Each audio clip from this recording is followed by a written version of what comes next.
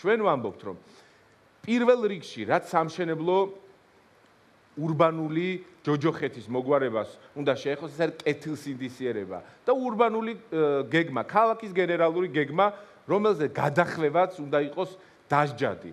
შეუძლებელია, რომ ერთ დღეს ცხოვრობდეთ თქვენ საცხოვრებელ სახლში, საძინებლიდან იყურებოდეთ, უყურებდეთ რაღაცა მწვანე საფარს და მეორე დღეს კედელი ამოშენდეს თქვენთან.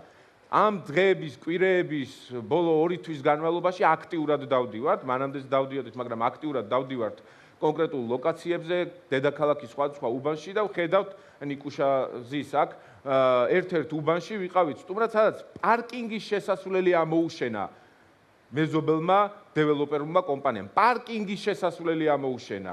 უბრალოდ რამდენიმე დაახლოებით 20-მდე ოჯახს, რომელსაც პარკინგი შეძენილი ჰქონდა, შესასვლელი ამოუშენა სხვა კორპუსმა. არაფერს ვამბობ იმაზე, რომ სახანძრო უსაფრთხოებაც კი დაუცველია რიგ სამშენებლო მოედნებზე და უბნებში, სახანძრო მანქანაც კი ვერ მიუდგება, სამაშველო ოპერაცია რო იყოს საჭირო. ეს არის არაკომპეტენტურობის და კორუფციის შედეგი.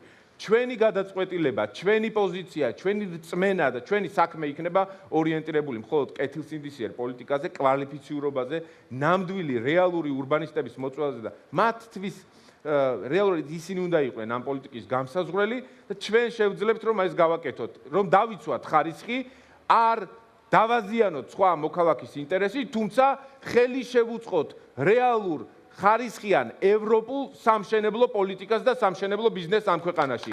დეველოპერს როცა გაიგონებს თბილისელი მოქალაქე, მას არ უნდა ეშინოდეს და მას არ უნდა უჩნდებოდეს უარყოფის განცდა. კეთილსინდისიერ სამშენებლო ბიზნესს ჩვენ დავუდგებით აუცილებლად მხარში და მხარს დაუჭერთ.